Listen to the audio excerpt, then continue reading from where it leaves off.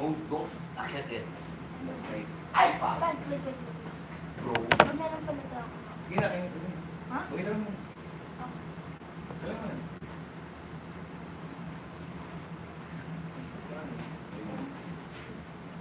You like it? Kasi meron ako plus B. Ayun o, 1560 pa. Ayun o.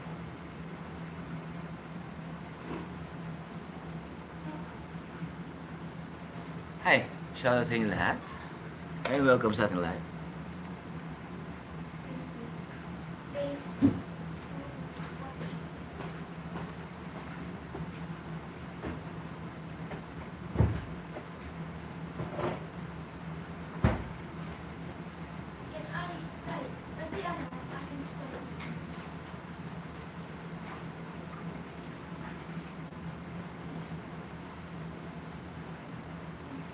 Pwede mo down po sa uninstall?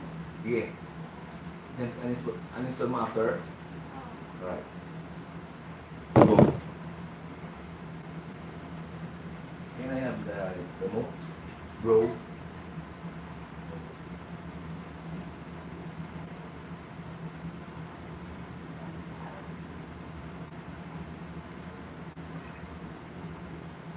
Here. Ano natin na pag masyado nang nakakaya.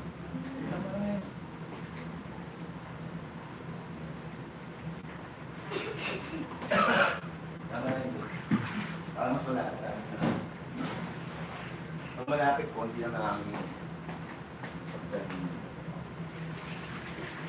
Ito kung takin mo.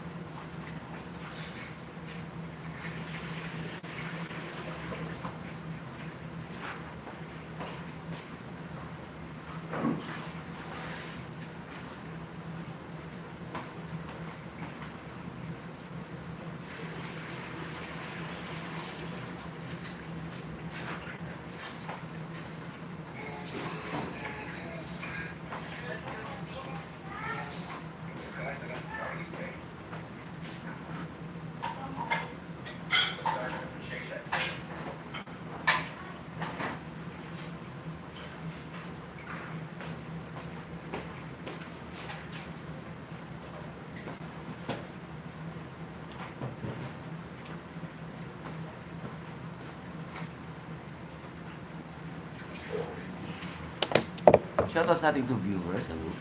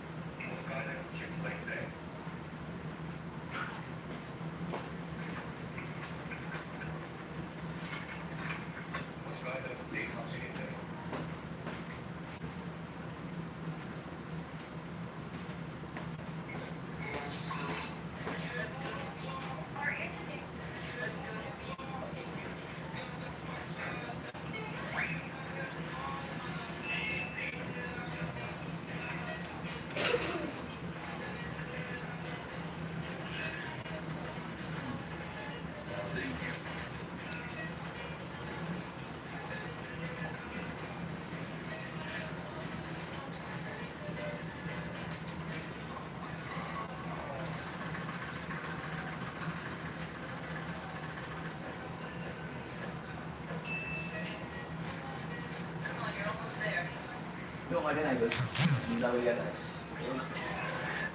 Hindi tawag.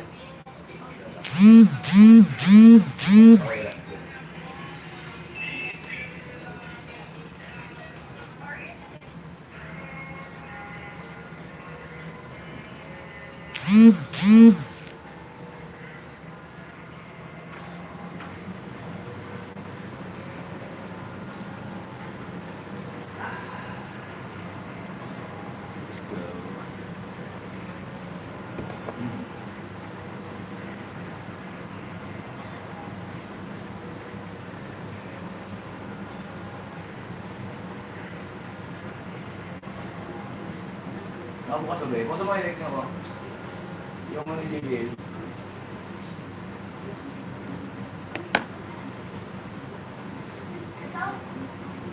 Hindi yun.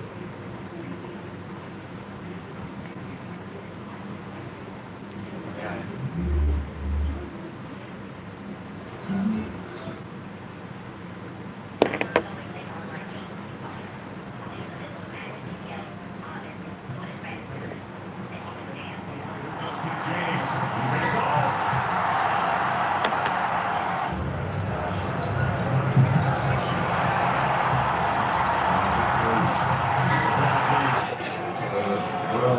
Sits down.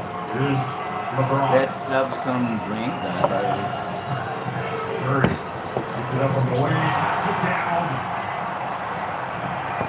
How do you like to get to that basketball faster? But look at this. This is Curry getting his first bucket. Pass right in the hands of Jokic, but then Booker stole it right back. Holiday at his feet, back outside the Booker for three. You can count it. Lucic should come in for service. Great block by Edwards. Triggers a break for the USA. Here's on James. And the Euros didn't count it. And just like that, the USA have taken the lead. But his defense, look at that. Love it. Hello. Nobody is just frightening. Carry small. In Kobe transition. Calvo. Just pull up. Kobe And Calvo. it's number 3. So we Highlights yan guys. Olympic Games. Serbia and USA, right? Shout out to my three this viewers. is what we're going to see a lot of for this USA team. They play above the rim.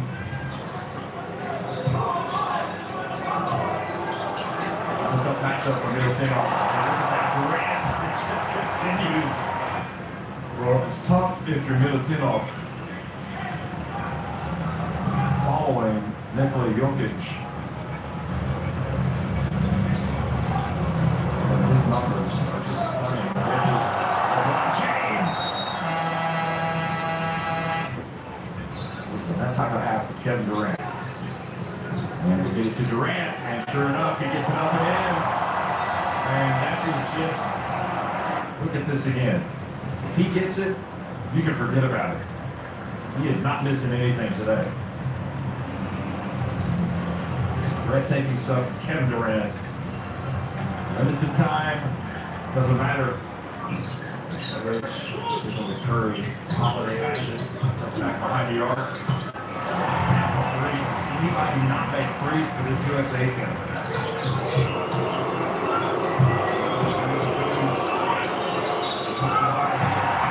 Jokic. With Abramovich.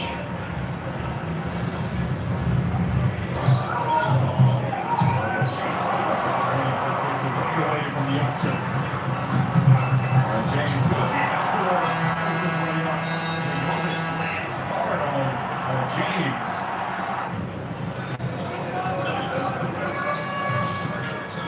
James to Davis. He's fouled as well. Shout out sa aking 7 viewers. Hello. Look at that. 8 assists for LeBron James. By lining down Edwards.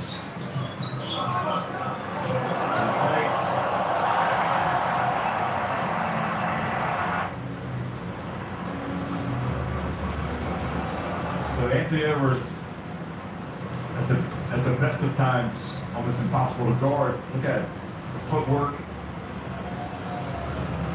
It's easier to make those shots when you're winning, though. Trying to be one of those top 2 places in the group. If you finish in the top 2, you go to the quarterfinals. Spectacular. 3-point range. The USA is well on top of that. And the bucket for James. I don't think there's any question. They're the team to beat on this performance. Well, they are going to shoot it. Curry is going to get himself into double digits, and why not? The type of game that he's accustomed to. He didn't have 14 points, but he needs to play much better. Jones. Derek Booker in transition back to James.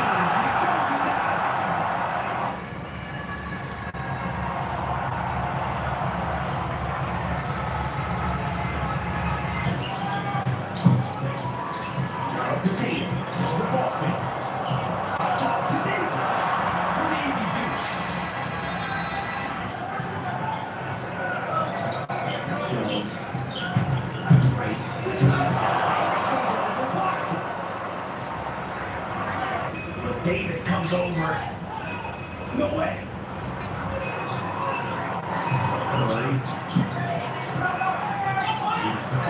James. 7 assists already. All pressure from Edwards. And he pulls it back to go for 1. But Adebayo shoots it. Screen. Assist for the Americans. Edwards. With the ball. He pass inside. Sudan lost the run. By Tatum. Lamont looked like he had a layup. But Tatum can get back. No way.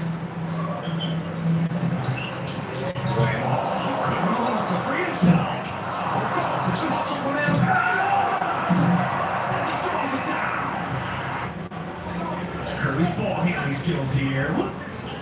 Got a free look, but Adebayo didn't give up on the play. Even strong. That won't come. Struggles continue for Steph Curry to play the base. He has the floor. Over Curry. Play again. Watch Davis here. Get that hand up. Nice play. And then he dives on the floor. Love the hustle. Hey, Curry. Here you go. Easy slam for Tatum, the underhanded lob. Off the right, here the lob. Some great lobs today. Booker doesn't switch this time. Jones takes into it. Long arms of Durant with the steal. Sending the run. Booker has the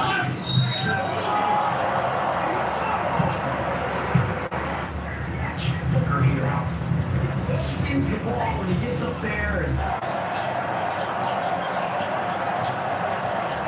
Shout out to my tribute. I'm watching let's say highlight here. what a pass from Durant. Watch here, Durant. Not on a roof for that one. Great looking. Look how far. Davis takes off from him. Finally.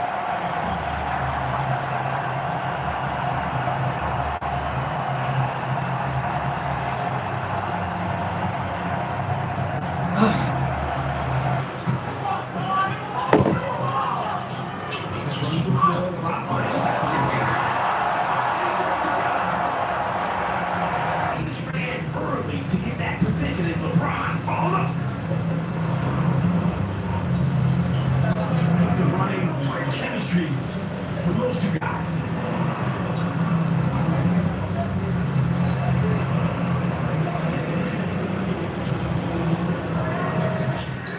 Back in the zone.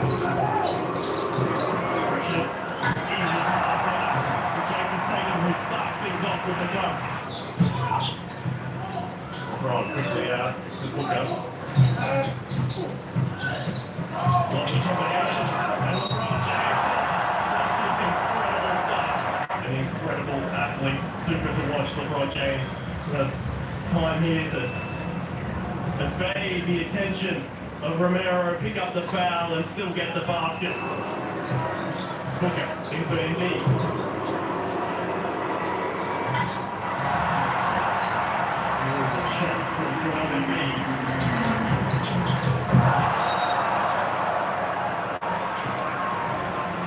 The other end. Perhaps early in the game.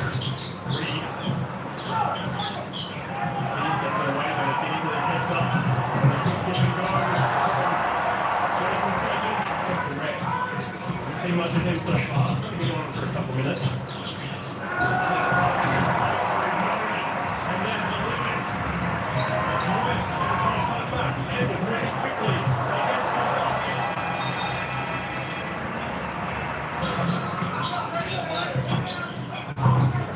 Davis collapse. Cleverly with the steal.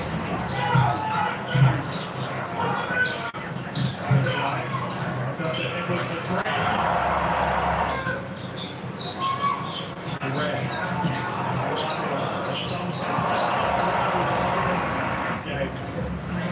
Durant just getting himself into it.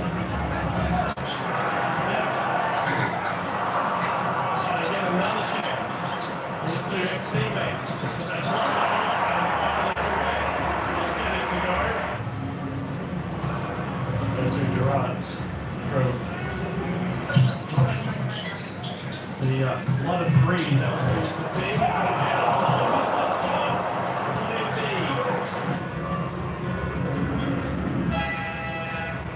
difference. Very important because the U.S. finishes the first the points difference could be important for the United States because they finish as two.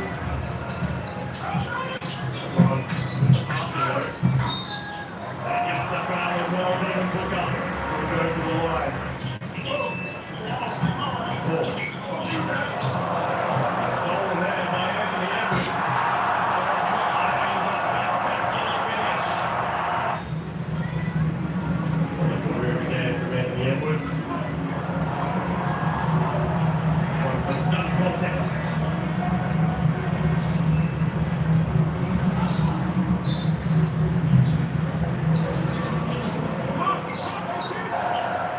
Edwards going 1-1 with 4. Is on fire, Anthony Edwards. Where did love that pull-up jump shot? LeBron in tall, Steph Curry. They combining superbly with a very easy 15-footer in there. And there's the mistake on defense. Mussolini. In for Keith Selfishson. Put off by the attention of Booker. LeBron leads it for Holiday. Finishes out.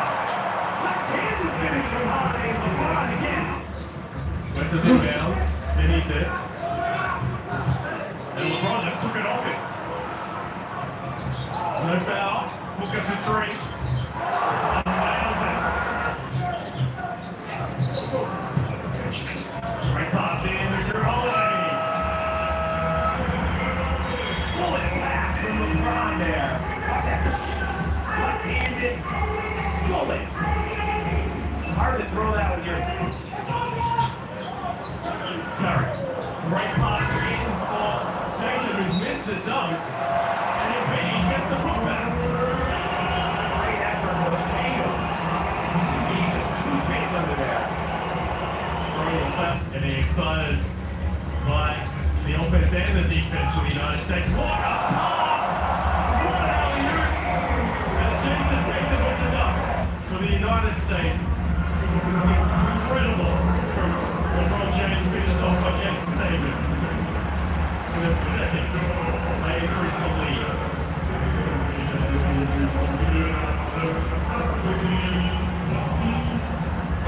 LeBron James, 8 assists and 10 points in the first half. Back on defense or going to the glass, he outworked. LeBron, off the glass and the foul. Durant. Building off the way to Kevin Durant. Davis gets the shot and the foul. Having another solid game. Good luck about look. Curry. And Davis. With the slam. Focus on this ball. Watch this. One hand. Flying through the air. Powerful throwdown. He's up the pretty fast, but there was no stopping that. Once Davis launched, there was only one outcome. And he loved it. Off camera is just going to the dressing room, to the locker room. Elbow to the side of the head. It's a big scoring game in this quarterfinal. Durant, the head look inside. Went up for him and he drove straight through it. One of the most exciting players in the world, and pulled one out of the bag there with that trade. It was a lovely passing for Davis. Gets the foul and the basket. It's a really good pass right there.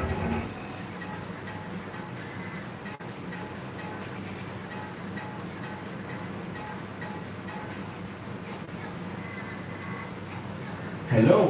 What? Done. For game 5 between the Chicago Bulls and the Utah Jazz. After 4 of these two clubs, let's check in the league. Come on, Rashad. All right, thanks, Bobby. 3:40, Michael Jordan woke up with flu-like symptoms. He had a stomach ache and a headache, and he couldn't go back to sleep. He threw up all night, and as we reported earlier, he used the shoe down.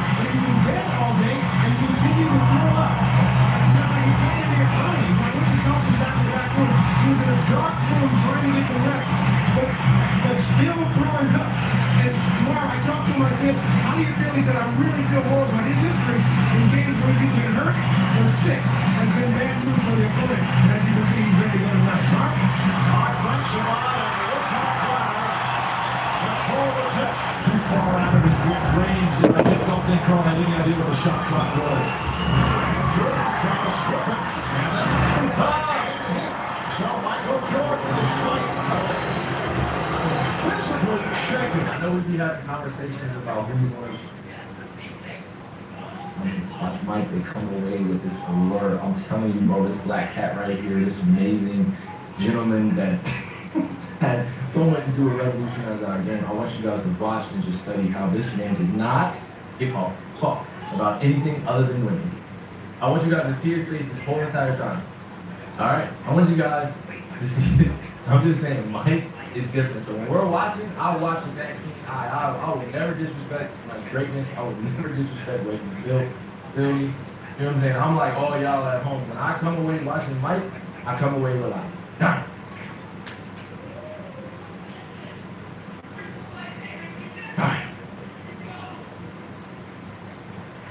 And right here is OP. But the full seconds. Checked in, replacing Luke Longley. It's Utah 7 and Chicago 2. Or Utah got the quick start that they needed to keep the crowd up to it.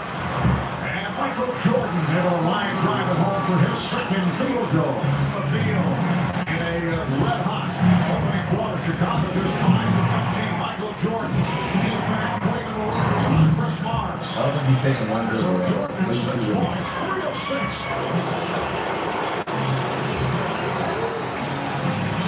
Now Kukoc posting up. Jordan off the fake. One. One out. He'll go to the line. Chicago cannot guard on the perimeter.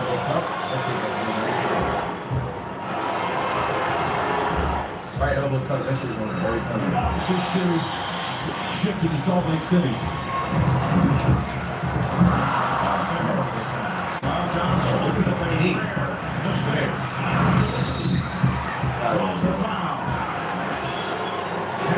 Second quarter playing with flu-like symptoms. Also looked exhausted in the fourth quarter the other night, although he was able to pick things up. And I think it all has been very good to Utah, almost so much that they forgot to go to inside game because they're getting so many good scores out of anything below the top. That was going to be that very first On the left side of the floor. Michael Jordan had to carry so much of the lowers. Like I said, back-to-back horrible turnovers for Utah.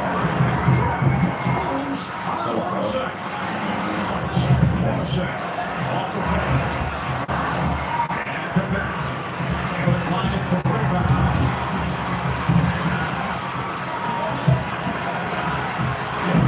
Yes,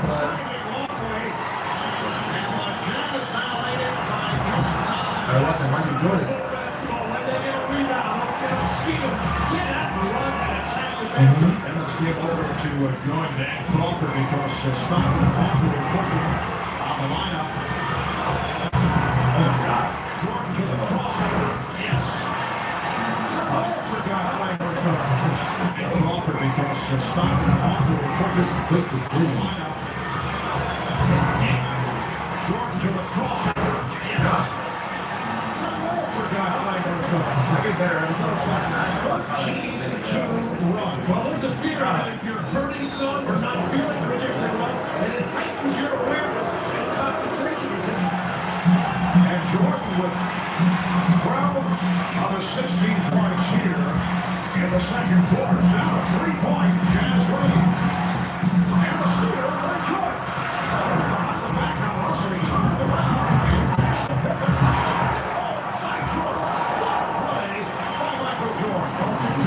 Did that blow down by any mistake made by Utah? Won't rebound, steal,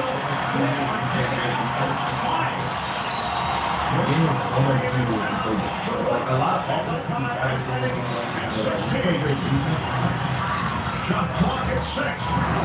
Foster off the board. Pretty good defense. Game is possible in the game. Actually have a chance to take the lead. That's for the 20. Baby.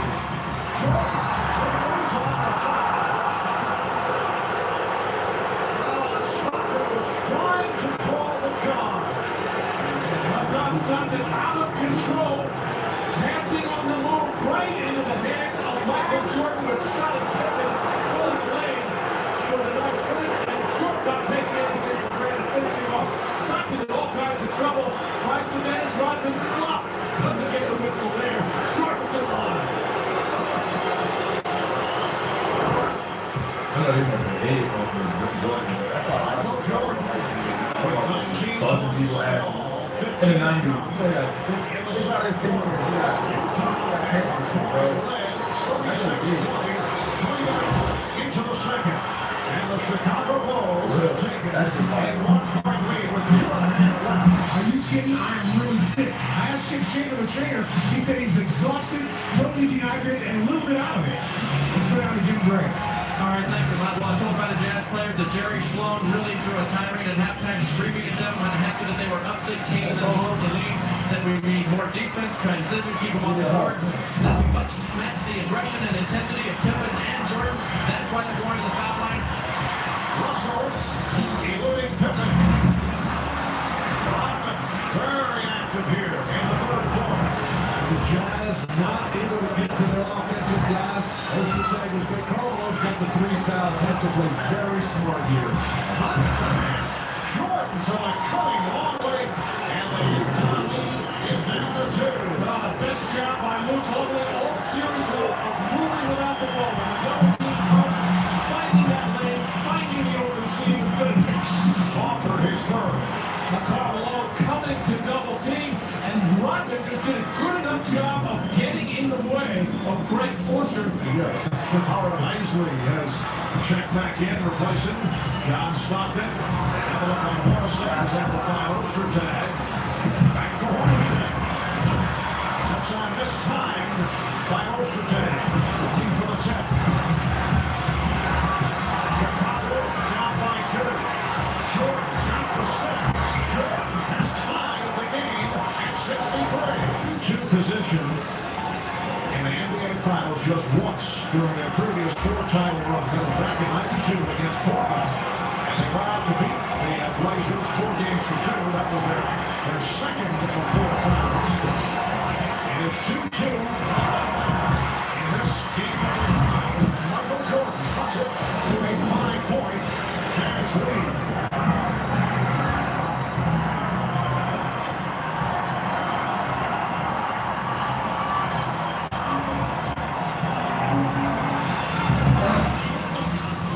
Chris Barnes back on the floor. Had some good momentum.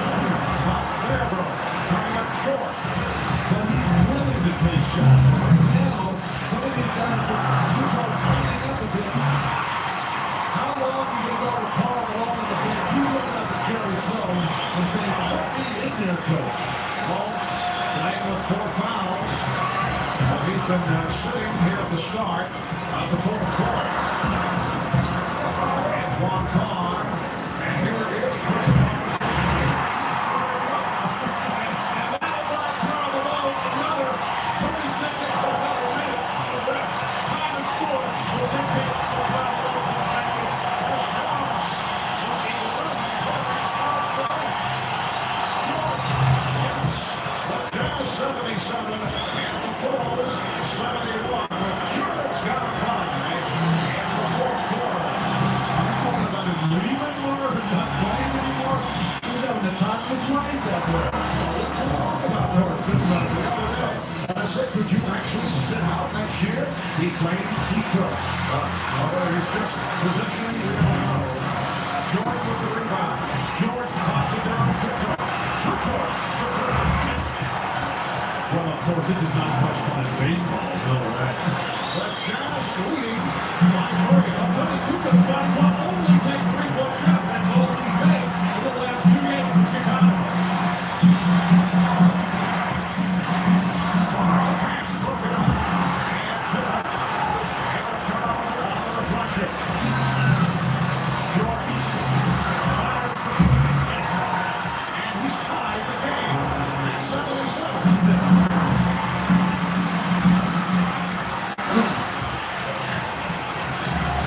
Chicago can recapture the lead. Utah went by as many as 16. The Bulls at one point went on a run. Russell on Jordan. Anderson cheating over. Shot clock at 7. Jordan shooting. Yes. Chicago 79 and Utah 77. It was his burst of speed to get to the position that set it all up, and he outweighted Russell facial. Where's Karl Malone? By Williams. Illegal defense for the first time against the Wolves. There's this cut across by Michael, getting open, wants to really drive, but not good enough spacing by the rest of Chicago. By Williams. Illegal defense for the first time against the Wolves. There's this cut across by Michael, getting open, wants to really drive, but not good enough spacing by the rest of the Chicago Bulls, but just that little shake was able to get Ryan Russell on his heels. We're down 3 minutes and 20 seconds to go in the fourth. The game tied at 81. Playing by Rodman and double team. Pick it up to the side. Pick it up to Canada. Stopped it for free. That was amazing. Spot running hit for the corner. 3-point game 4.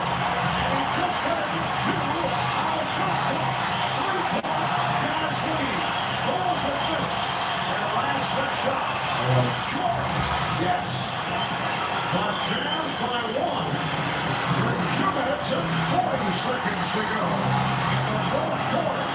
All game long, Russell forces him out and he gives up an easy winner. Jordan is too good to allow him into the middle of the lane. Long backing Rodman. And a foul against the Wolves, and they're upset. Six on Dennis Rodman. The Chicago Bulls defense doing a good job of cutting off post attack on that cut to the basket. But long we go for the double team. Here's a loose ball, the scramble, everybody diving around, and John Stockton calmly with just 1 second left on the shot clock with a huge swing, and Michael Jordan on the move, beating Russell to the right, hanging in the air, and finishing that shot off. And then Karl Malone in the paint, the fadeaway, on the arm, clearly by Dennis Rodman, forcing the shot to be short, and now Karl Malone again at the line with everything to be determined with these 2 foul shots. Ball is 4 of 7 at the line. You see the stats on Rodman in 23 minutes, 7 rebounds, only 1 field goal, 2 points. He's been replaced by Tony Kukoc. That's that lack of discipline we were talking about early in the game with Dennis Rodman, where they picked up a couple of cheap. If you get Karl Malone to take that fadeaway shot, you have to be happy. Foul. And the fourth, incredibly smart. Got clock at 5. And a foul. Call on the Jazz. It's on Hornacek. Team foul number 5 for Utah. So both teams are now over the foul line. And Scottie Pippen back to the line. He's 6 of 7 at the line. He has an opportunity to tie the game. Chicago's now. It does mean a lot in terms of conversation. Obviously, 100%, but in terms of like the respect that all those peers have for each other, it's totally different. You know what I'm saying? Make a miss, and make a miss in the final, obviously, a big deal. Come back to Jordan. He's clapping for it. You know what I'm saying? Like, how you play the final, obviously, emotion with it. Also, probably big magic happening, right? Every time you make magic happen, basketball is such a winning sport. They don't respond. There's only maximum 7 games, right? But minimum is 40. You got to play your best game. If you don't, you want to pirate players that are shot. You know what they're doing.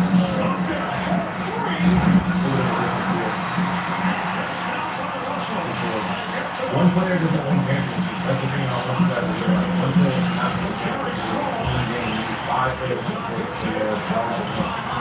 I'm not saying offensively, everybody's got to play up. I'm just saying people got to do a little things necessary to get the ball. Everybody's got to play up. Everybody. And Phil Jackson calling for a pick and roll. Obviously, Michael Jordan to be the ball handler. Now, 15 seconds. Here's Long. Come on, what do you want? Okay. Foul. All right. Get on a reach, and you can just look at the body language of Michael Jordan. You get the idea he's having difficulty just standing up. But Ostertag saves the day here as the defense broke down. Karl Malone with plenty of time on the shot clock. He can beat Luke Longley. He's fading away there. He's fading on his baseline shot from down low. He's fading on his free throws. Utah needs a timeout. Jerry Sloan needs to tell Karl Malone to go to the hoop. The ball's 84. And 83% free throw. You guys can't hear me? What are you doing? You're talking. And the game is tied at 85. Mark, the Bulls have been here so many times. A lot of shots, guys. Huge games, year after year. The confidence, the poise, the determination, the discipline and organization down the stretch, all paying off right now with Jordan masterfully aligned.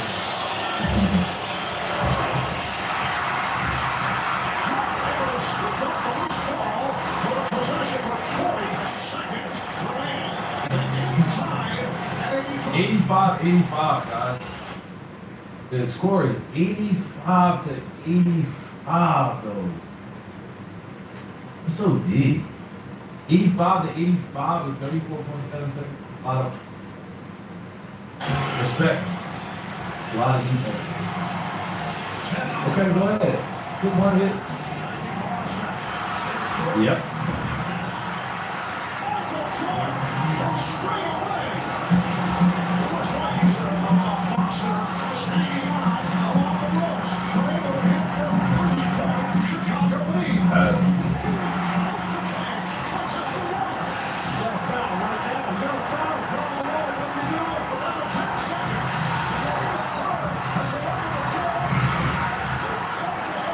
Wow.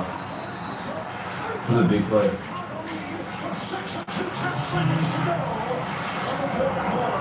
hard to believe that you can lose track of time and score. There's Karl Malone in there, right next to Pippen. He does have 5 fouls. No excuse.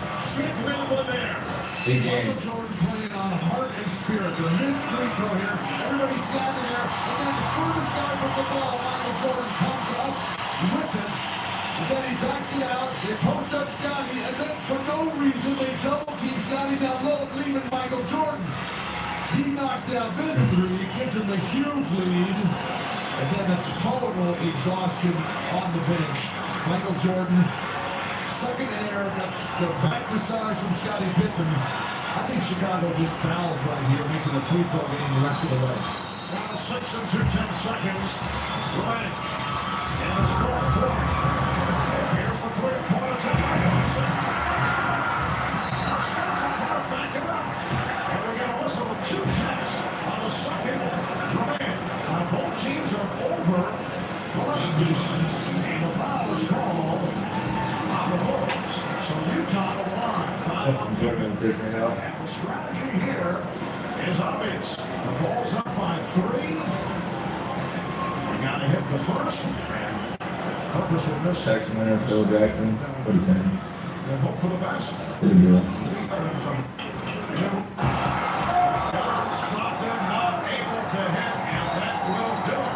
Mm. They're 3 points down. And now he hits the second. 2 tenths of a second remaining. The inbounds and the Chicago Bulls. Big time dub, man. Big time dub, y'all. My last video, y'all. Probably gonna get through 15 minutes of it. Yo, by the way, I want to make sure that we all give Michael Jordan his flowers. I know he's gotten a lot of flowers over his lifetime, but I want to say that personally, man. Shout out to MJ, bro. You inspired a lot of us. You have definitely set a different standard for a lot of hoopers. I mean, I still look to you for inspiration, not only just your videos, but your interviews. I'm not doing no blazing shit, you know what I'm saying? I'm a grown man. I'm gonna give respect and respect is due. Every time I've seen him, I've definitely tried to shake his hand and let him know how much I appreciate him. You know, because he definitely handled all the pressure of being one of the best players of all time, and he's done it well, and he's transitioned into something greater. So I'm happy for him and happy for his family. You know, shout out to his family. A lot of love his way, man. You know, he did some amazing things out there, man. The absolute.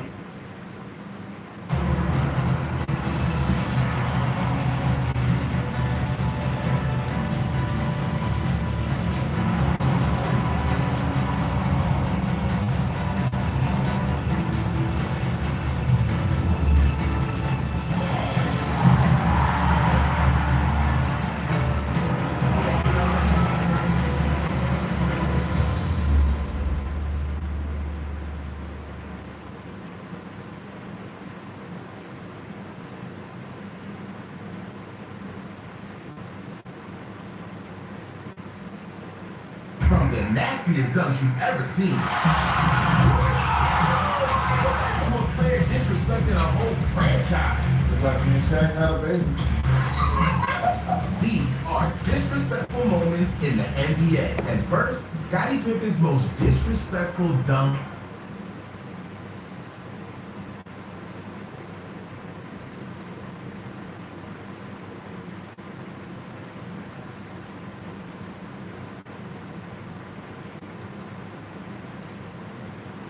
Yan po ang ating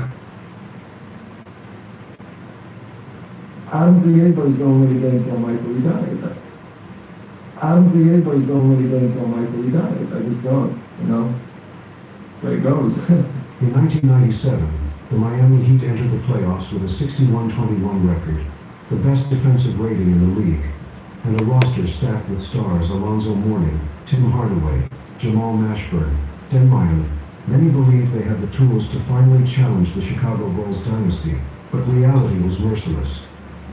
Michael Jordan and the Bulls crushed those hopes, ending the series in just 5 games, 4-1, with an ease that stunned the basketball world. After that defeat, Pat Riley, a Hall of Fame coach, the master strategist who had once built the Showtime Lakers into champions, delivered a statement that sent shockwaves through the NBA.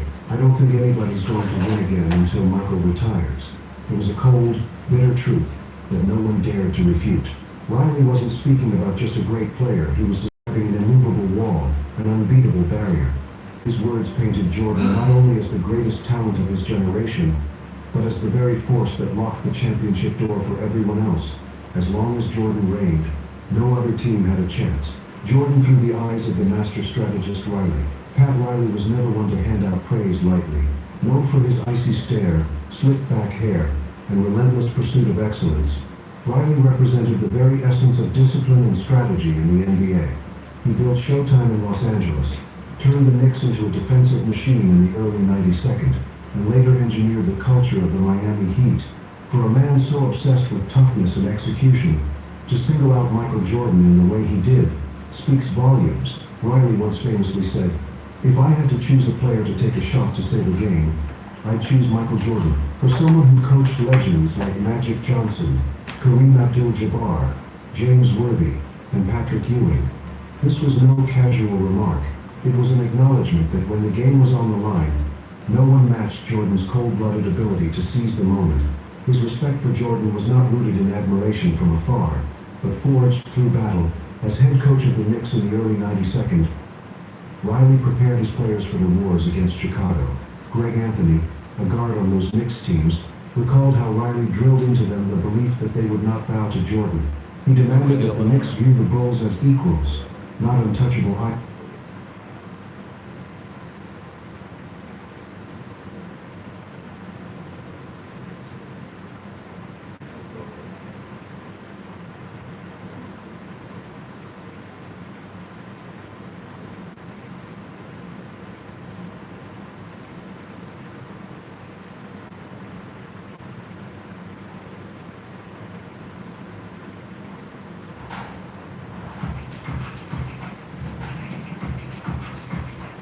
From Vice, you are...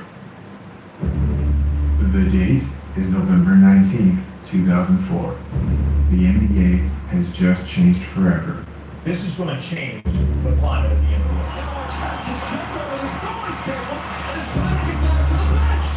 A police officer runs up to us and has his mace out.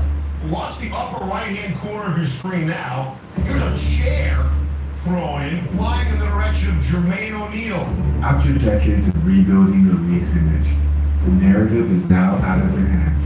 It is clear American sports fans hate professional athletes. Talking to people who suffered injuries and were victims and that put together and presented to the Oakland County Prosecutor's Office. But let's go back a couple of hours.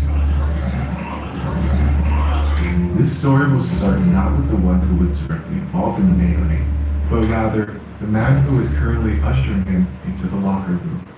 He doesn't know it right now, but as much as this brawl would have an effect on the NBA, it would also alter the trajectory of his own career and legacy.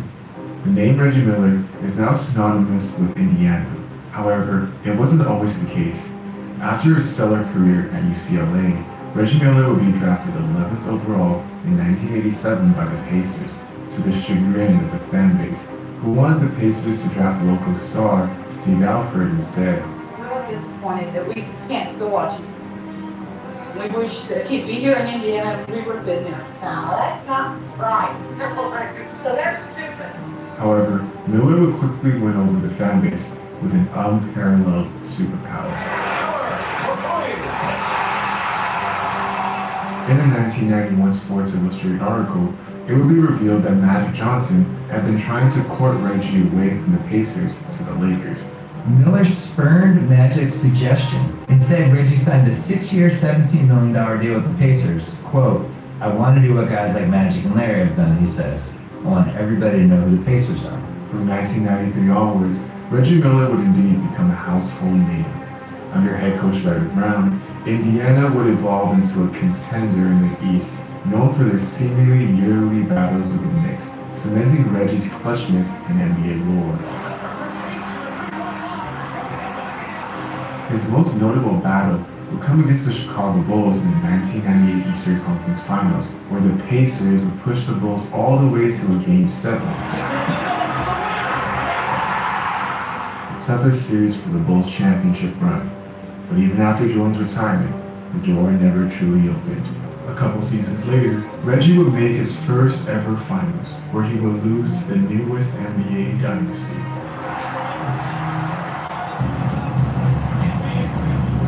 Despite all the clutch shots, the iconic moments, Pacers never broke through. And that summer, a new chapter would begin in Indianapolis. Before we continue, a quick word from today's sponsor. I am so excited to go see more live NBA games next year, which is why I want to give today's sponsor, SeatGeek, a huge shout out. With over 28 million downloads, SeatGeek is the #1 rated ticketing app. There are more than 70,000 events listed on SeatGeek, including concerts, sports, festivals, and more. The NFL schedule just came out, which means football is around the corner. Plus, MLB is back, and the Club World Cup is in the US this summer. I love using SeatGeek, and I get all my NBA and MLB tickets through SeatGeek. Each ticket is rated on a scale of 1 to 10, so you know when you're getting a good deal. So look for the green dots, green means good, red means bad. Plus, every ticket is backed by their buyer's guarantee. And you know I came through for you guys. Use my code WooHoops10 for 10% off the next set of tickets at SeatGeek. That's 10% off any tickets with promo code WooHoops10. Make sure you click the link in the description to download the app and have the code automatically added to your account so you can use it later. Thank you, SeatGeek. And now, back to the video. Now that we all know about his background, let's go back a bit more. Right here. Wait, let's slow it down a bit.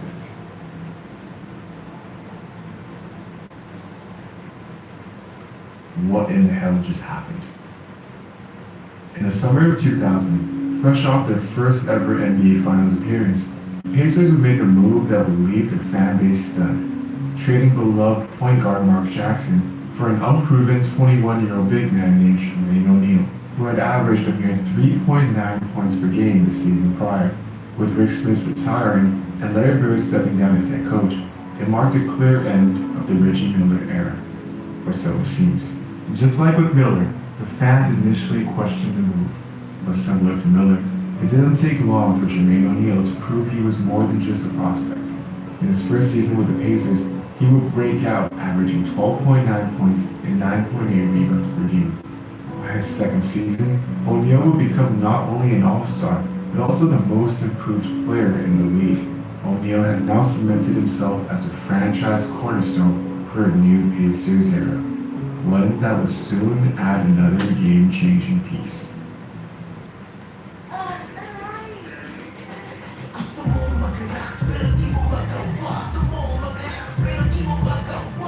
Hindi na relax dahil sa sakit ng katawan? Mag-Alaxan FR.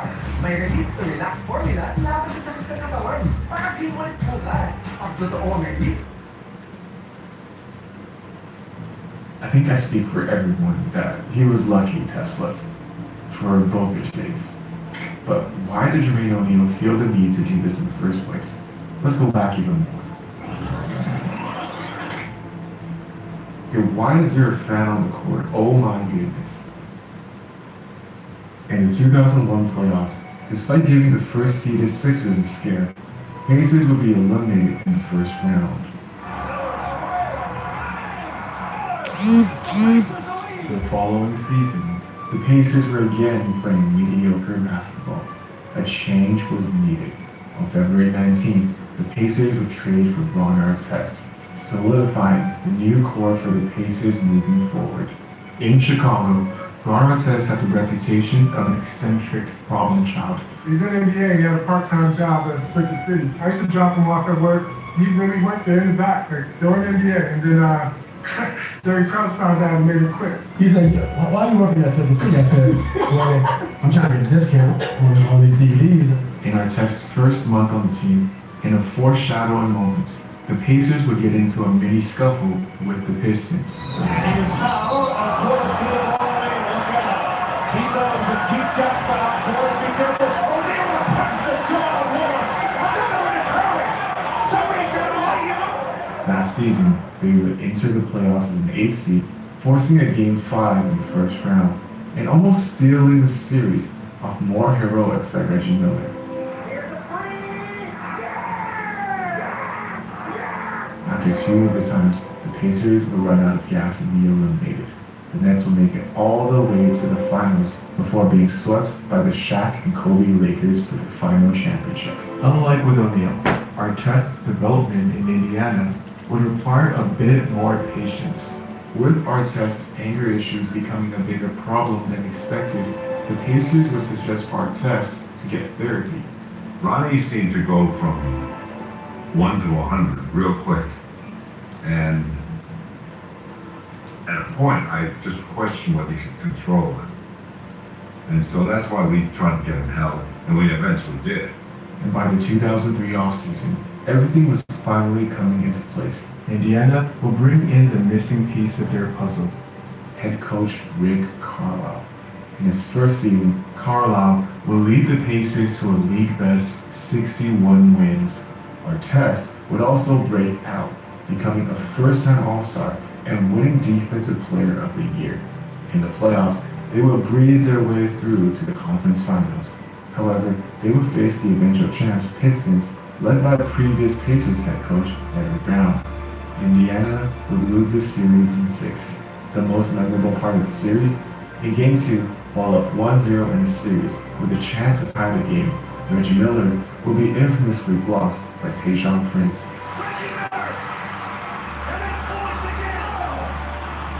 While just one play, it's also symbolic of where Reggie is in his career.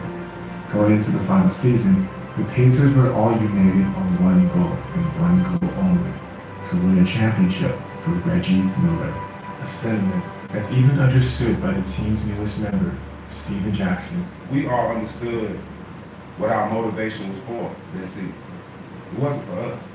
It was for you. So Ron Artest just threw a punch against an instigating fan. But what happened even before this? Let's just go back to, let's say, the fourth quarter of this game.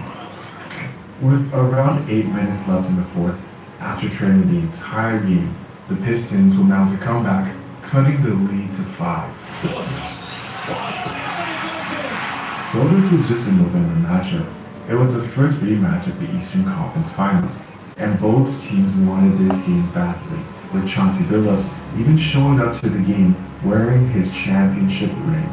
Very few guys, when they get them, however, do they wear them. Chauncey Billups is the exception. However, 5 is as close as the Pistons can get it, with Detroit missing seemingly every momentum-shifting shot. That's a trade. Test will end up against the shot clock as well.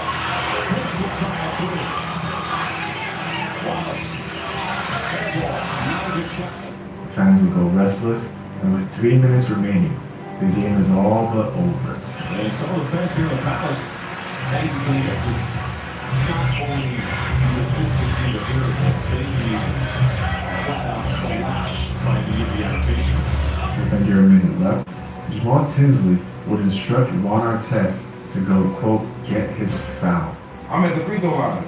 I turn around, I hear Jamal say something to you. If you got any type of shit you want to get off your chest during the game, Yeah. Jamal's going to be the one to remind you.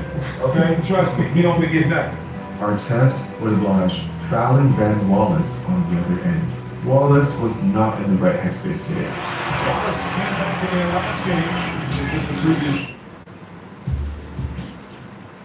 Get not habit for the constipation relief with Goblax. The previous few because of the death of his older brother. Wallace would respond with this. Wallace is fouled. Wallace with This has potential to be serious. Now Artest has had a stellar night and is coming into this game already under loads of controversy. Although it's still coming out on November 23rd, so this is going with the album. At halftime, he will also give this now forgotten interview. Alright, Ron, thanks for your time. Although it's coming out November 23rd. He just won't let it go. He was so close to just doing it so right. After being shoved, Artest would respond by laying on the scores table. At that point, I was really in therapy. So I was practicing real time. 1, 2, 3, before you do anything. Even when you talking about that therapy helped you, we all knew what you were supposed to be doing. Like when you get to the point where you got mad, so we all knew what you was gonna do. You gonna go somewhere and sit down and try to calm yourself down. So we knew you was gonna do that. Yeah, thank you. Meanwhile, a suited Reggie Miller would come guarding the scores table. Miller, who had suffered a broken hand in preseason, has yet to be suited up for a game this season. Earlier this game, it was announced that he had been making great progress. Pacers only have 10 players suited up tonight. There are many other guys who are injured. He's trying to change state and run. I asked him how long it would be. He said a couple of weeks. Rick Carlisle then walked in. He said, Coach, I can go tonight if they need me because we're short. Miller also isn't the only person injured for this game, as Pistons coach Larry Brown is also recovering from his recent hip replacement. Hey, Mike, I had a chance to speak to Larry Brown before the game, and sitting in his chair is not really comfortable at all. While Artest laid on the scores table, Ben Wallace wasn't finished. Ben wore 1,000 armbands and headbands, so he just stayed throwing them, and so people started throwing stuff from the stands. Ron goes, lays down. I'm kind of like, hey, calm down, big fella, you know, like this. Just stroking him while he's laying on the scores table, thinking everything is diffused, everyone's talking. I mean, that's how, those scrubs go. Everyone puffs out their chest and everyone breaks it up and tech here, double tech, let's shoot some free throws, let's get on out of here. Out of the corner of my eye, I see the red cup traveling in slow motion towards Ron. Man.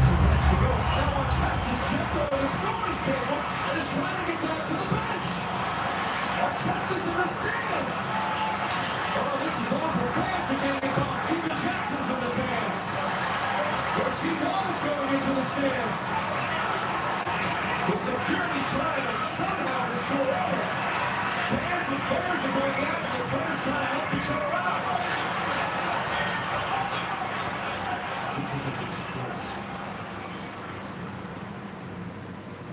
Mountains in the past, this is all this part out the way. A lot's been told about it. Me personally, I'm glad to see because I've never had a chance to tell you that I'm sorry. You don't need to say it to me, man. Come on, man. So, you don't need to apologize to me. First of all, you young cats, when I say young, I mean Jamal, Jermaine, Al, yourself, Ron. Those last few years in Indiana,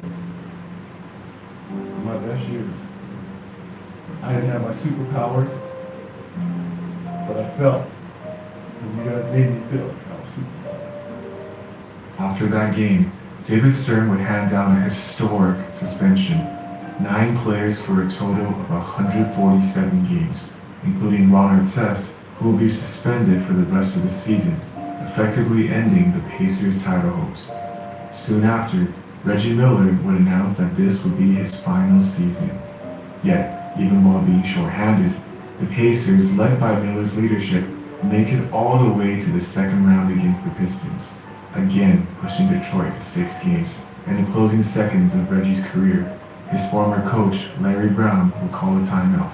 Larry calls a timeout so he can bring his team to the other side of the court and join in this.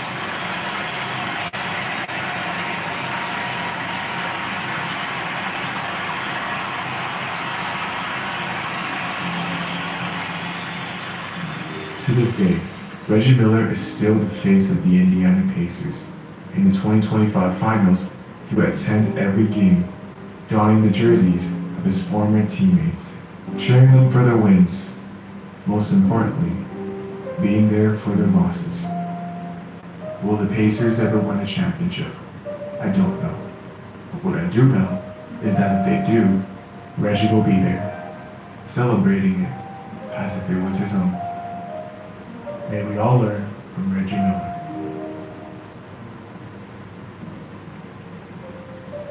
Thank you everyone for watching. If you enjoyed this video, please consider subscribing. And also, YouTube thinks you'll like this video, so maybe check that out next. Thank you. Have a great day. Locked.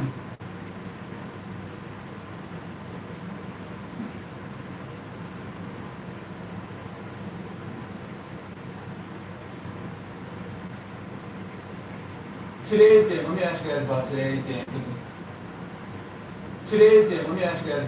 game. Because it's gone smaller, right? AI, how do you think you would do in today's game? 40.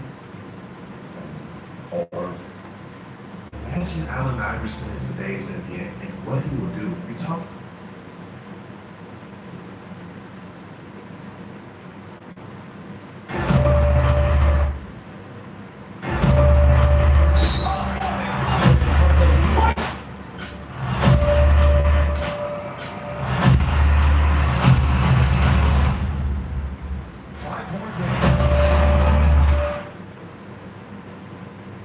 May 20th, 1997, the Miami Heat had swagger, a 61-win season. They had the toughest coach in basketball.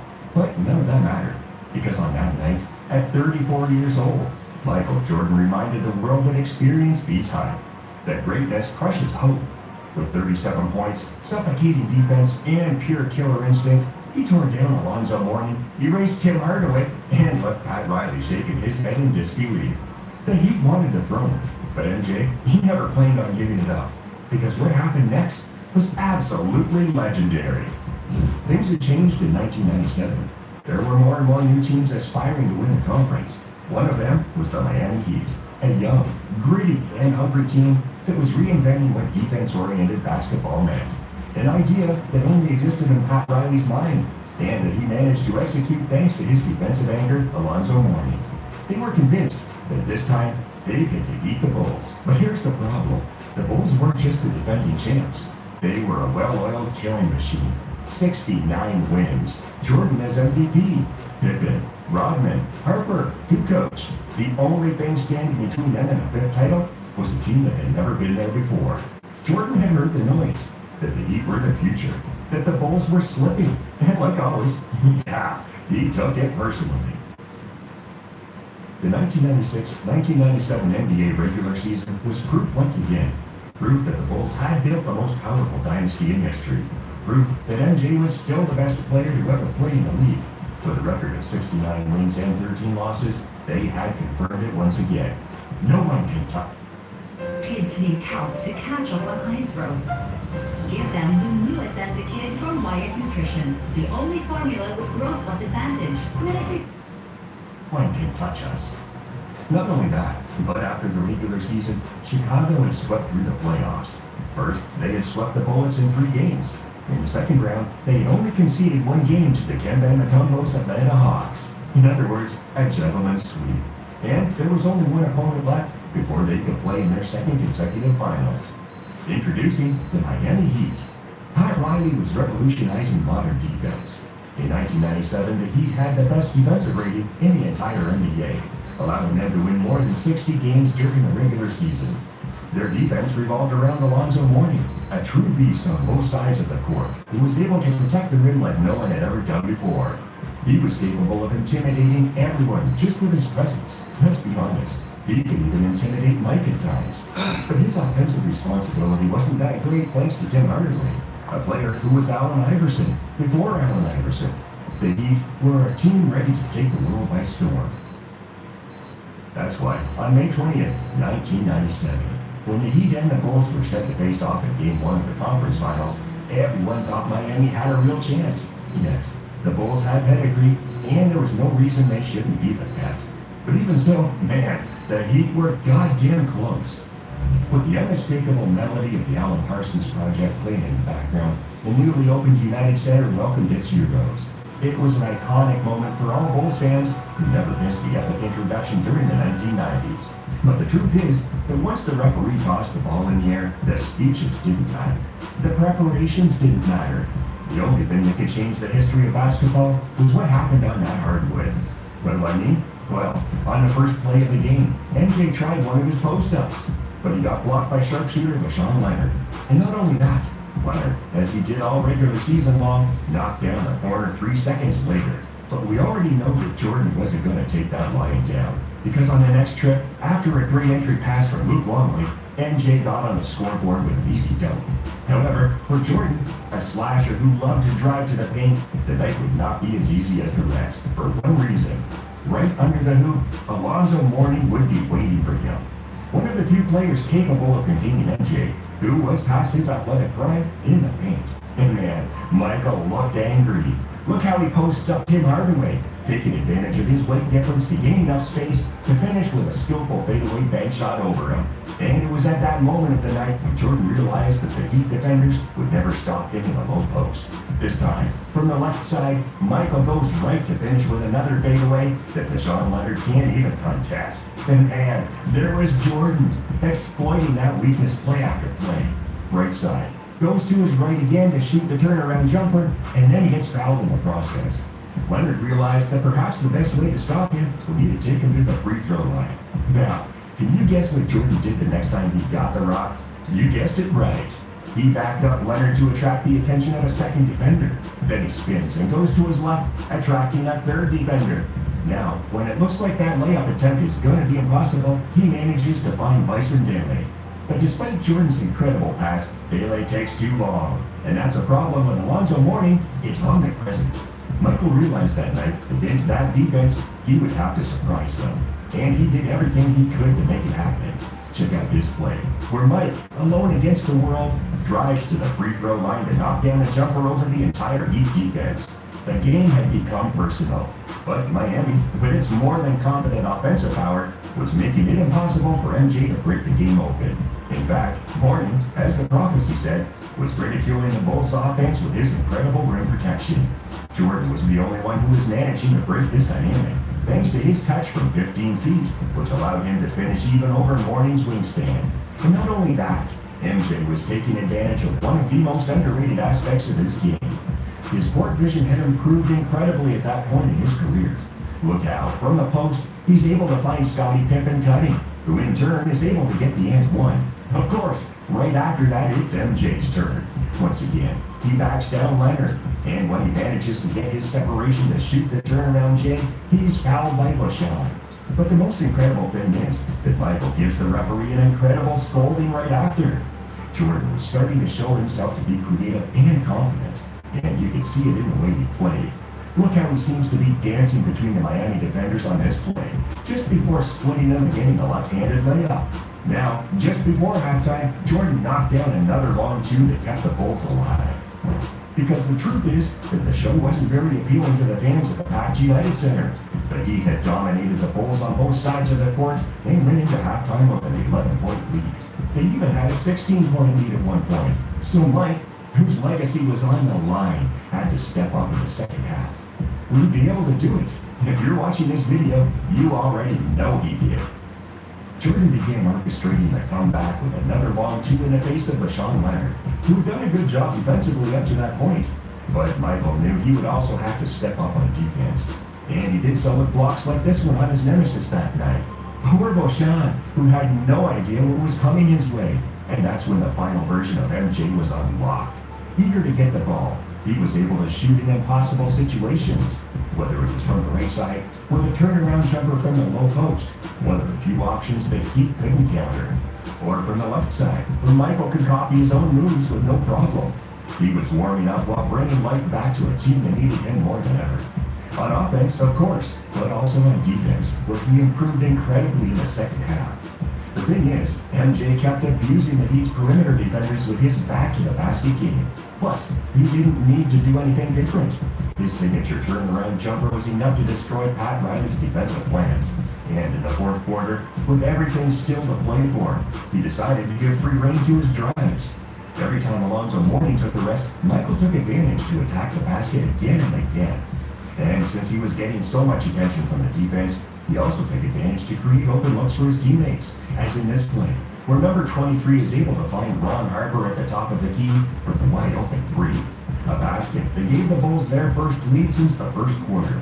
But the job wasn't done. Now Chicago needed its superstar more than ever. So Jordan got to work to get the Bulls out of trouble. Check out this play, in which Michael splits the screen to finish with a difficult floater from 12 feet, sending the United Center into a frenzy. It was a basket that served as the dagger to finish off. Huli yan. Diniskat ko na lang. Sa presyong agad kaya. To finish off a game that the Bulls should not have won if basketball were fair. Because for more than 3 quarters, the Heat dominated. However, no sport can be fair if one of the teams has Michael Jordan. With 37 points, 9 rebounds, and 3 assists, MJ led the Bulls to a victory in Game 1. A game that,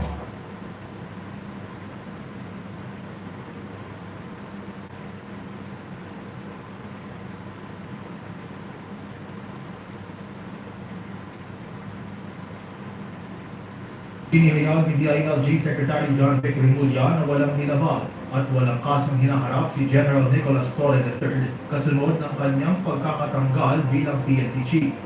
Ayon pa kay Rimulya, hindi naging madali ang lipas siya ni Pangulong Bongbong Marcos, pero ginawaan niya ito para masiguro at panatilihing maayos ang lagay ng seguridad ng bansa. Inanunsyo din niyang papalitan si Torre ni Police Lieutenant General Jose Melencio Nartates na siyang second in command ni Torre noong siya pa ay PNP Chief. Samantala, sinabi din ni Rimulya na posibleng may panibagong posisyon na nakalaan para kay Torre. Matatandaang napabalita ang kumano'y tiringan ng PNP at NAPOLCOM dahil sa balasahan ng ilang opisyal na ayon kay Rimulya ay isa rin daw sa mga isinalang-alang ni Marcos sa kanyang desisyon na tanggalin si Torre.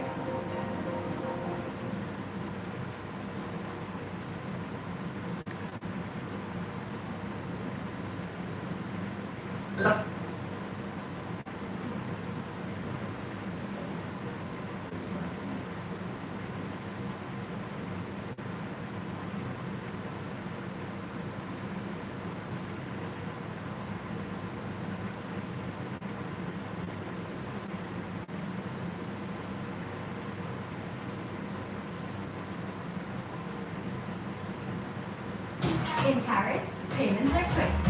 And in Hong Kong, instant. That's now in Philippines.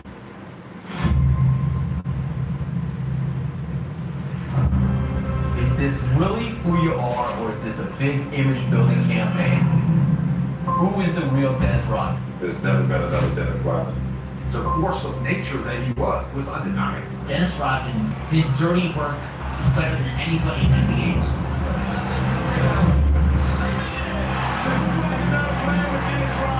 The gesture doesn't bother me. His hair doesn't bother me. But you can't find another player on the basketball court that works just as hard as Dennis Rodman. He was one of the best defenders, but he was one of the most feared. I mean, he was like Superman. He made rebounding and defense sexy.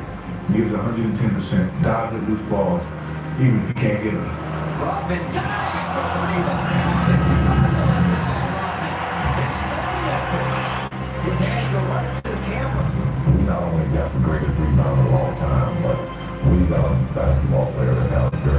athletic basketball IQ, and he knew how to win.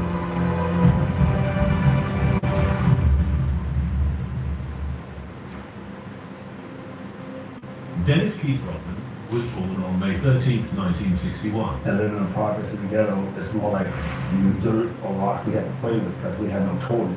He grew up in harsh conditions in Dallas, Texas. But I thought I would be in jail, or I think I'd be a drug dealer, or be dead. Those were my options. When he was just 3 years old, his father, an Air Force enlistee, deserted the family, leaving Dennis and his 2 younger sisters without a father figure. You know, more like than have a father, than have really have a mother. It's very difficult when you have a mother that worked 3-4 jobs and you never see her, and all you do is get yelled at and never had anyone to hug you. Rodman was just 5'8" during high school. He did not even make the varsity basketball team at the high school he attended.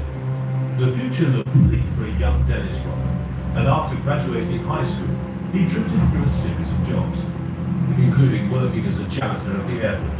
When working as a janitor, he made a bad decision. He stole 50 watches from a jeweler shop, and he was arrested. Luckily, the charges never went through because the police was able to recover the stolen goods. Apparently, Dennis gave them all away, and in an interview years later, Dennis told he didn't try to sell them, and he only took them to give to people he knew. He said, "I was trying to please people." At one point, like before the growth spurt, or maybe around the growth spurt, you were like somewhat homeless, like Homeless like 2 or 3 years. After the watch incident, his mother kicked him out of the house, and Dennis was homeless, living in his car for 2 to 3 years. But the game of basketball became his salvation. At just 5'8", Dennis didn't stand out both on and off the court. But a growth spurt changed everything, and he would grow nearly a foot. One day you like 5'8", one hour you like 6'7", 6'8". The more I grew, the more I got more into basketball. The fact that he grew 11 inches, that's the kind of growth spurt after high school that you just don't see that often. Rodman played basketball every day in the street, and somehow he was noticed by Cook County, a junior college in Texas. I was into school at that time, and I flunked out, went back to Dallas. My mother kicked me out again, so I lived in the streets again for 6 months, and then I guess luck struck again. That luck would come in the form of Ron Reisman, an assistant coach at Southeastern Oklahoma State University. When I first saw him, he was at Cook County Community College. He looked like a diamond in the rough, there's no doubt about that. So I called his mom, Shirley, and she said, "Lon, come on down." When Lon first arrived, he found it difficult. Rodman wouldn't even talk. I was in a room, he was trying to talk to me. I'm like, I didn't want to do it. I think I waited there for, I don't know, maybe a couple of hours. Whatever I said must have struck home because he finally came out. When I finally convinced him to visit Southeastern, and we left that morning for Southeast Oklahoma. They said, "Do you want to play here?" You know, I don't know what type of sense. I guess so. If I went back, I'd probably go to the street again. And when I left Dallas, I said, "I'm never coming back here again." That's the last thing I said. I'm not coming back ever. In college, he was averaging over 25 points and 15 rebounds per game across 3 seasons. He was like a kid playing the game. He loved it. Rodman was a sensation, getting All-American for 3 straight seasons. First game, I think he scored 42 points and grabbed like 20 rebounds. Everybody's like, who is this guy, you know? After that, he packed the gym every night. You could tell the emotion. He just enjoyed playing the game, especially game time when the crowd was there. I mean, he just had so much energy about himself. He was enthusiastic about the game, and he fell in love with playing for all of us. His relentless motor and rebounding instincts were already elite. One teammate even described Rodman as superhuman. And to this day, Rodman still holds the school's rebound record by a margin of 477, and soon NBA scouts took notice. Now, almost everybody is paying attention, including NBA scouts like Bill Gardner of the Washington Bullets. I ain't coming to be a star yet. I just came here to play ball and do my part as a player and help the team. But Rodman's time in college wasn't without its struggles. Social, he remained isolated, often feeling like an outsider. He was older than most of his teammates and still adjusting to life after a rough upbringing. Off the court, he battled with issues of identity, trust, and a deep sense of not belonging. While he found comfort in the game, the personal challenges lingered in the background. Even so, Rodman's talent shined through. A breakout performance at the Portsmouth Invitational Tournament put him firmly on the NBA radar. And in the 1986 NBA draft, Dennis Rodman was drafted by the Pistons. I was just happy just to beat any anybody here. I just thought it'd be a nice time to go work. And just fortunate with Detroit and the people there took me in. Dennis Rodman defied all odds to make it in the NBA. The Detroit Pistons were known as the bad boys of the league, and Rodman was a perfect fit. I wasn't trying to be famous to do a dirty work. I was just making it fun to do it and enjoy to do it.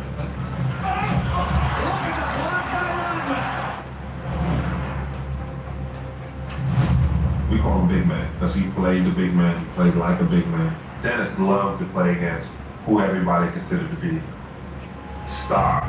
All those guys are so great, so good. I just want to see if I can stop these guys.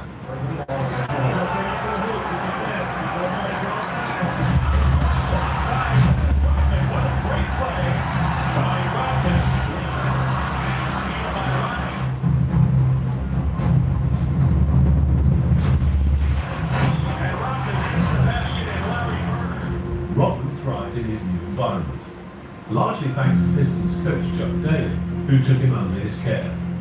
He needed a little bit of guidance and maybe a little bit of father figure to tell him what to do, and Chuck was really good with him on that. This was a kid who was definitely a fish out of water. And so Chuck was like, come to my house for Christmas. Come to my house for Thanksgiving. He attached me up on a basket. And I never let him down. And one time I let him down.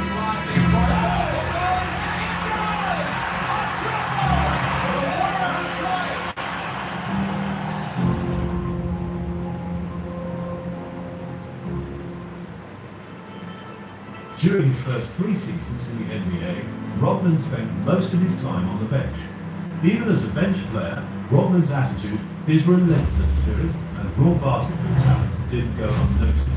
The team feeds off me, especially the bench. They can follow my lead because I know I can make things happen, and I can help the other players on the team. Dennis Rodman, the excitement that he gives, a lot of people think, it's showboat, but it's Dennis Rodman. That's the way he is. You let him run free, and now you get the best out of him. But it wasn't until the 1988 to 1989 season that his career truly took off. Early in the season, Dennis Rodman primarily came off the bench, averaging about 26 minutes per game. But as the year progressed, something started to shift.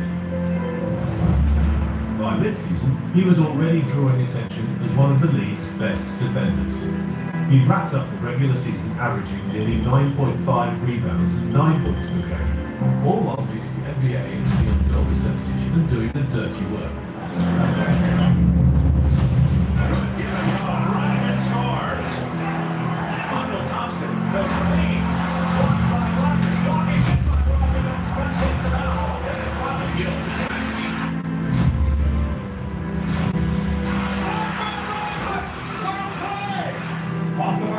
Charles Barkley.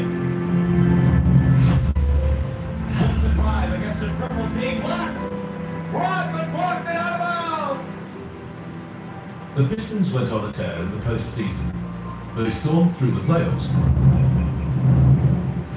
And in the Eastern Conference Final, they would face Michael Jordan and the Bulls.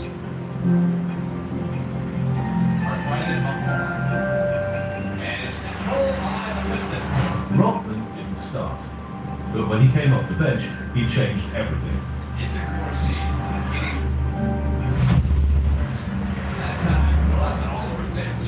Good work. Great job defending the 9. Michael Jordan. Offensive foul.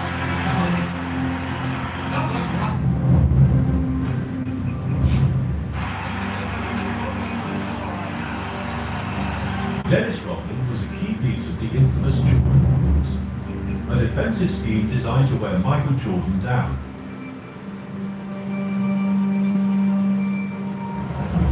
I was covering it.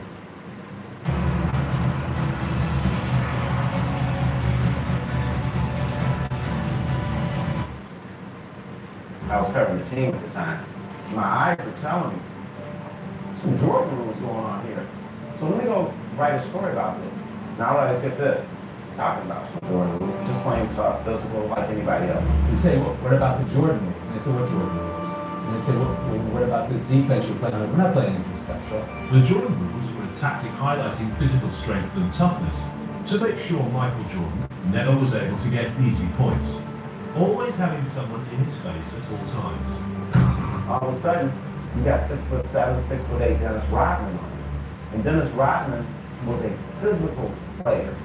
And he would be hitting Jordan, moving his feet, tapping you, physical, throwing that elbow. So you got two different looks. And so when Jordan got accustomed to Rodman, here comes Joe again, and now you have the other Jordan rules where you kind of following and track. The other teams said, well, we're going to do the Jordan rules too.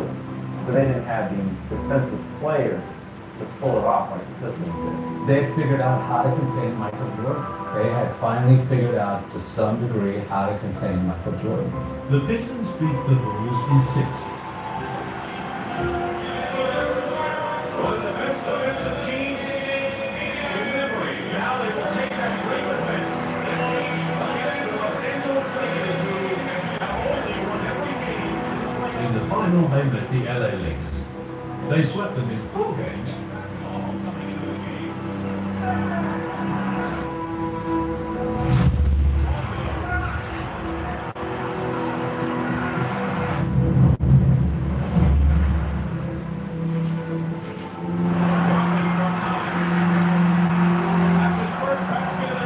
To win the NBA championship.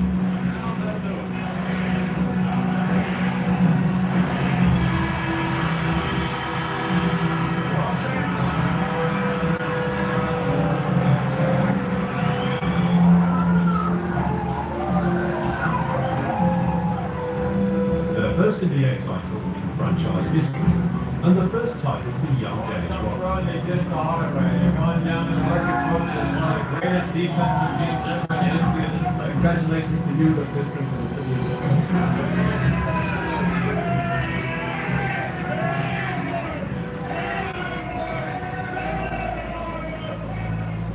The year after, the Bad Boys from Detroit did it again. In 1990, the Pistons defended their title, defeating the Portland Trailblazers. He really loved that team. He really loved Detroit, period. Guys like Hades were brothers, you know, that they look over me and look out for me and take care of me, so I gotta give something back. And the things I was giving back to it, it's my heart and soul and my love for the game. The NBA's Defensive Player of the Year, Dennis Rodman. Dennis Rodman's big thing is, I don't need any help. Let me just handle him by myself. And that's the pride he had with defense. They set out to accomplish a goal, and then all of a sudden you achieve it. You know, no matter what it is, you know, it hit me, and it was a great feeling for me.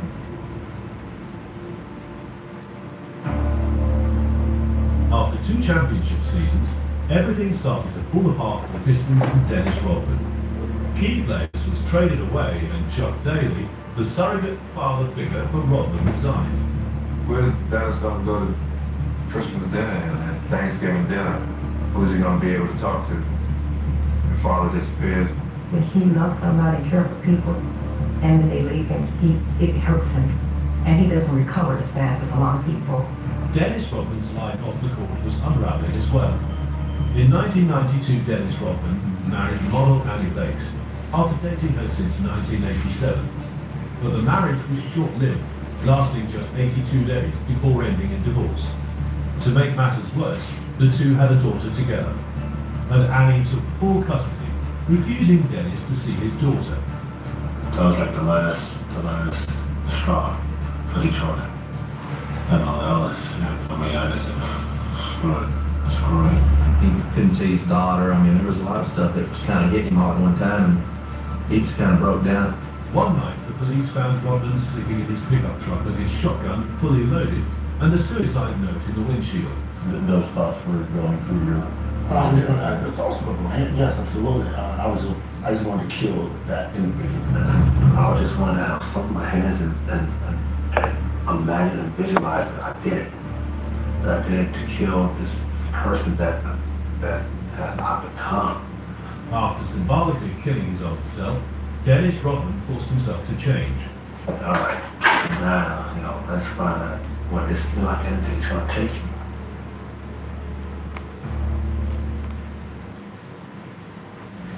We traded Dennis Rodman to the San Antonio Spurs.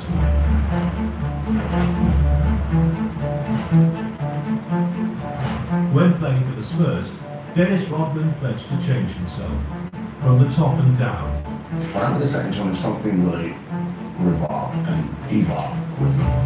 When we got traded, What did I see this movie called? Demolition Man. and that is why he dyed his hair originally blonde. I didn't just plan what I was doing. I didn't plan about my hair. When I got my hair done, that's when my life changed completely. We ended up rooming together, so we got blonde hair, and jokingly, I said, why don't you dye it green? The next day he shows up with green. Dennis Rodman started dyeing his hair different colors, and the world took notice. And all of a sudden, kids all over Texas, color hair everywhere. Every game, people came to look at my hair. They came to see what's different about me. He went completely ballistic in San Antonio. He shot those people out in boots. Dennis Rodman's performances didn't slow down. In his first game for San Antonio, Rodman got 21 rebounds. And the big trade, with Dennis Rodman going from Detroit to San Antonio for Sean Elliott. Now with Rodman, you get a character, or he has some bizarre, unusual behavior, off the court. But regardless of that, his game on the court is always solid. He does not compromise. And you can look at his numbers. He looks more like Wesley Snipes right now from Demolition Man with the blonde hair. Quick release by the left-hander Avery Johnson. Sleepy Floyd, way up. Dennis Rodman has 6 rebounds. Rodman. While playing for the Spurs, a superstar took interest in Dennis Rodman. Madonna. In basketball playoff time, and you'll never guess who's been playing overtime. Madonna. Look who's sitting courtside.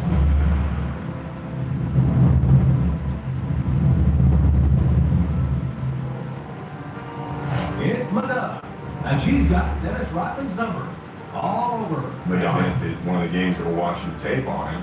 She said, one guy that I really would be interested in is Dennis Rodman. We looked at each other and said, okay, we gotta make this happen. Ever since he started dyeing his hair, I think, different colors, she really took a shine to him, and makes he's one of the hottest things in the NBA. She's a free spirit, go-getter. Don't do with that what you think about me. Pretty much that's what I was. The more extravagant he was, the more of an entertainer he became, and the more the people loved him. And now in his first year with the San Antonio Spurs, Dennis Rodman perceives brightness on the horizon. Once the season progress, we get more confident. All we have to do is put the key in the mission and go. Dennis Rodman, different team, but still a bad boy by heart. The Rodman clock stop. Rodman pushes Stacey. Oh, Stacey went out of that time.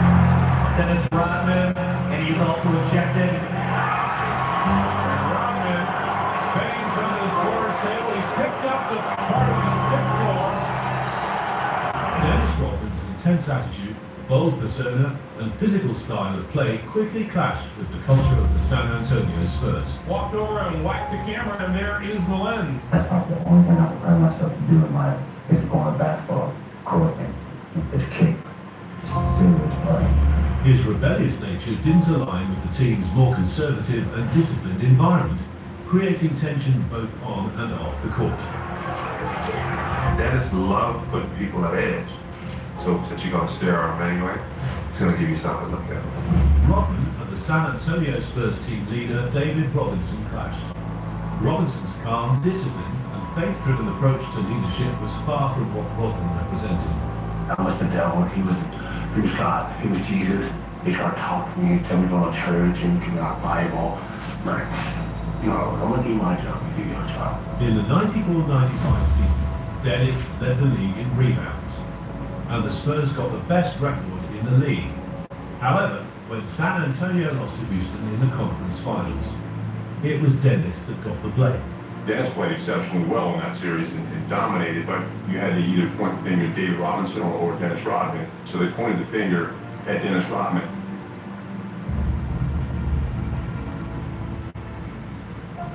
Of course, the biggest offseason news for the Chicago Bulls, besides the lockout, was the free agent acquisition of power forward Dennis Rodman. Rodman was traded to the Chicago Bulls as the San Antonio Spurs couldn't contain him anymore. Dennis Rodman playing with him or playing without him. The Chicago Bulls are waiting for Dennis to come off of IR. On the other hand, the Spurs are glad that he's gone. They said he took away from the focus of the team and that they would be a better team without him. The planet's best rebounder is also one of its most eccentric characters, and therein lies the dilemma for those who have dealt with the worm. Does his personality detract from the skills he brings to the arena? Scotty, when you did come, how comfortable were you with Dennis having Dennis as a teammate? Did it take you a bit? It was a tough sale. I definitely can say I wasn't overly excited to get him. The media wondered if Rodman would destroy the Bulls or if he would fit in. That question was answered almost immediately as Rodman showcased himself in the first game.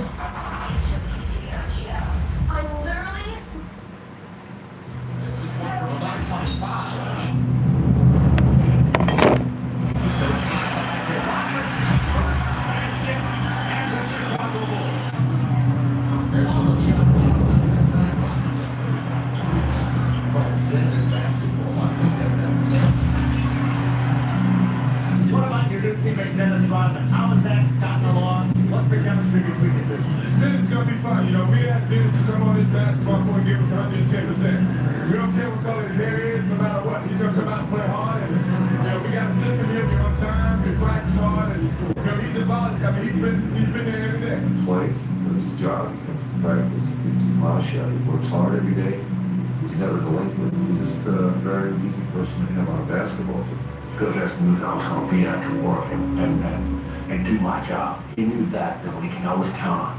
As far as everything else, he had no control. He wanted no control. He wanted nothing to do with that.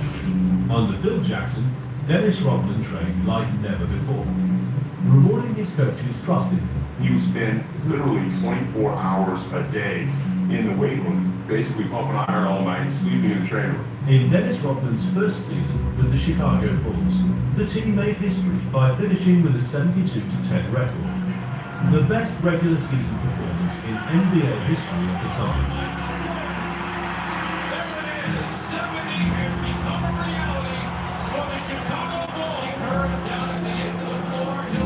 I just want people to realize that I'm just wanting to do my part, to do my job. I'm not like Scottie Pippen. I don't have the skills those guys have, but the working class people that come to these games see a guy that's working his butt off, and that's what they relate to. And basically, that's how I get my fame. This dude couldn't score a basket from 12 feet, 18 feet if his life kind of looked. And guess what he couldn't do? He could rebound like nobody. He goes down as the most valuable.